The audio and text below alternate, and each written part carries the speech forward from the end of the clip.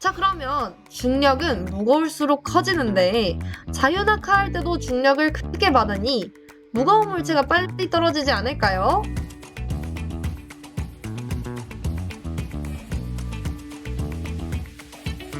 안녕하세요, 중등쌤 튜브 여러분. 자, 오늘은 눈 딱 감고 낙하, 자유낙하 운동이 무엇인지에 대해서 알아봅시다. 자, 지금 토끼가 떨어지면서 난 지금 자유낙하 운동을 하고 있어. 자유낙하를 하고 있어. 라고 얘기하는데요. 우리 자유낙하를 들어본 친구들도 있고, 안 들어본 친구들도 있을 거예요. 자, 그러면 오늘 이 자유낙하가 무엇인지 한번 알아보는 시간을 가져봅시다. 자, 본격적으로 자유낙하 운동에 대해서 하기 전에 우리 한 가지 상상을 해봅시다. 우리가 높은 곳에서 번지 점프를 한다고 한번 생각해 볼게요. 자, 그러면 우리의 몸은 점점 내려가면서 어떻게 될까요? 점점 우리 몸이 빨라지는 것을 느낄 수 있겠죠. 자, 이렇게 우리가 떨어지면서 점점 빨라지는 동안 우리 몸에 작용하는 힘이 무엇이 있을지 한번 생각해 볼게요. 자, 먼저 아래로 작용하는 힘인 중력이 있겠죠. 지구가 우리를 끌어당기는 힘. 자, 중력만 있을까요?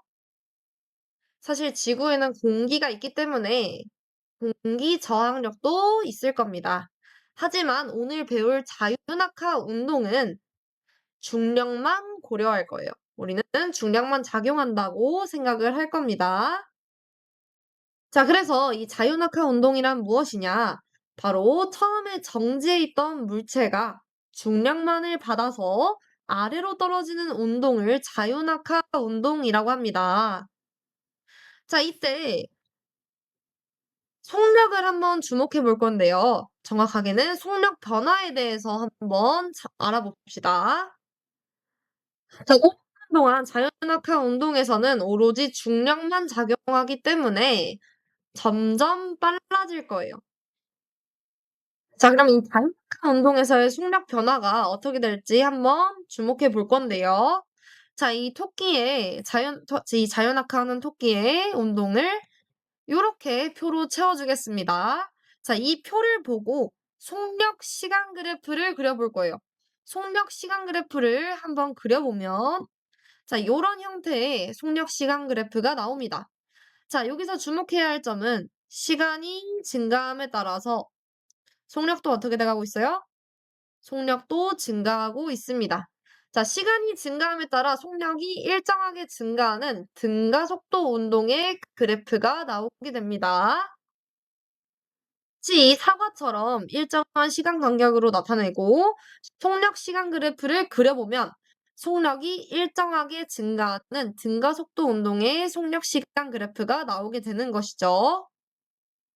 하나의 속력 시간 그래프를 좀 더 정밀하게 분석해 보면 1초당 9.8m/s씩 일정하게 빨라진다는 것을 알 수 있습니다. 자, 자유낙하 할 때 1초에 9.8m/s씩 빨라지더라 라는 걸 우리가 꼭 알고 가야 해요.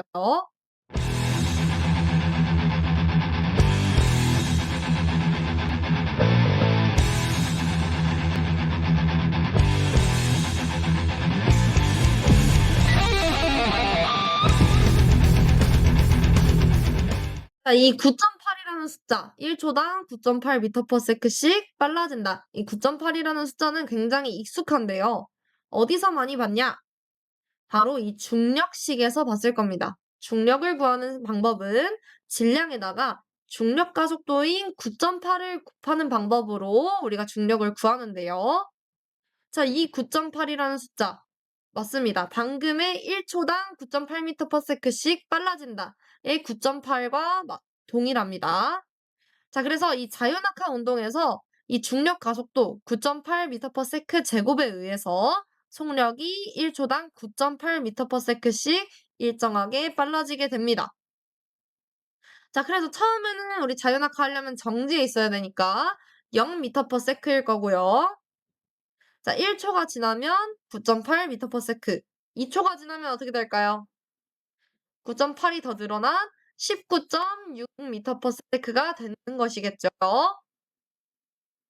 자, 우리 중력에 대해서도 다시 기억을 되살렸으니 자, 요걸 한번 주목해 볼게요. 중력이라는 건 결국 질량이 크면 클수록 중력 가속도는 9.8로 일정하니까 무거울수록 커집니다. 자, 그러면 중력은 무거울수록 커지는데 자유낙하할 때도 중력을 크게 받으니 무거운 물체가 빨리 떨어지지 않을까요? 자, 그럼 과연 이 질량이 관계가 있을지 깃털과 쇠공을 한번 볼 건데요. 자, 우리 깃털과 쇠공을 같이 떨어뜨렸어요. 그럼 뭐가 먼저 떨어질까요? 자, 많은 친구들이 쇠공이라고 답을 할 겁니다. 자, 우리 깃털은 가벼우니까 중력을 작게 받아서 느리게 떨어질 것 같고, 쇠공은 무거우니까 중력을 크게 받아서 빠르게 떨어질 거라고 생각하는 친구들이 많을 텐데요. 자유낙하할 때는 이런 결과가 나오지 않습니다. 놀랍게도 자유낙하는 진공 상태라면, 즉 공기 저항이 없는 상태라면 쇠공과 깃털은 동시에 떨어지게 됩니다. 이것이 왜 그러냐? 중력 가속도가 9.8m/s 제곱으로 쇠공과 깃털 모두 동일하기 때문이죠. 그래서 자유낙하할 때는 어떤 물체든 질량에 관계없이 동시에 떨어지게 됩니다. 어떻게? 1초당 9.8m/s씩 빨라지면서. 하지만 자유낙하를 하지 않는 현실에서는, 즉 공기 저항이 있는 상태라면 우리가 알고 있다시피 깃털과 쇠구슬을 같이 떨어뜨리면 쇠구슬이 당연히 먼저 떨어지게 되겠죠. 왜냐하면 공기 저항이 존재하기 때문입니다. 무거워서 쇠구슬이 무거워서 먼저 떨어지는 것이 아니라 공기 저항에 의해서 쇠구슬이 조금 더 빨리 떨어지게 되는 것이죠. 그래서 현실에서의 낙하 현상은 다유낙하 운동이라고 부르지 않습니다. 우리가 현실에서 물건을 떨어뜨릴 때는 공기 저항이 분명히 존재하기 때문에 현실에서의 낙하는 그냥 낙하 운동이라고 할 뿐 자유낙하를 한다고 하지 않습니다. 이렇게 자유낙하 운동에 대해서 알아봤는데요. 자, 그러면 오늘도 마무리 퀴즈를 풀어봐야겠죠. 자, 선생님이 이렇게 자유낙하를 하고 있는 상황입니다. 자, 선생님이 자유낙하 운동을 할 때 3초 뒤의 속력은 몇 미터 퍼 세크일까요? 자, 힌트는 1초에 9.8 미터 퍼 세크씩 빨라집니다. 자, 다 정답을 맞췄나요? 자, 1초에는 아마 저의 속력은 9.8 미터 퍼 세크일 거예요. 자, 2초일 때 선생님의 속력은 9.8이 더 늘어나서 19.6 미터 퍼 세크일 겁니다. 그렇다면 3초 뒤의 속력은 바로 29.4 미터 퍼 세크가 되겠죠. 자, 이래서 우리가 몇 초 뒤에 속력을 구할 때, 자유낙하 운동에서 몇 초 뒤에 속력을 구할 때는 1초에 9.8 미터 퍼 세크씩 빨라지기 때문에 시간과 9.8을 곱해주면 몇 초 뒤에 속력이 금방 나올 수 있겠죠. 자, 한 번 더 해봅시다. 지금 가 상황과 나 상황이 있습니다. 쇠구슬과 깃털을 동시에 떨어뜨릴 거예요. 자, 그랬을 때 1초 간격으로 저 사진을 찍었다면 어떤 것이 진공 중이고 어떤 것이 공기 중일까요?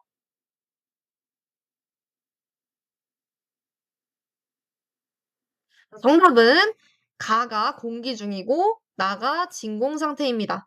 자, 가에서는 지금 쇠구슬이 깃털보다 먼저 떨어지고 있죠. 이것은 공기 저항을 받기 때문에 공기 저항을 더 받는 깃털이 공기 저항을 덜 받는 쇠구슬보다 더 느리게 떨어지게 되는 것이겠죠. 자, 반대로 나 상황 같은 경우에는 쇠구슬과 깃털이 동시에 떨어지고 있습니다. 자, 이 경우는 바로 공기 저항이 없는 자유낙하 상황으로 알 수 있겠죠. 그래서 쇠구슬과 깃털이 동시에 떨어지는 진공 상태라는 걸 알 수 있습니다. 와, 여러분 너무 고생 많았습니다. 오늘은 자유낙하 운동에 대해서 알아봤는데요.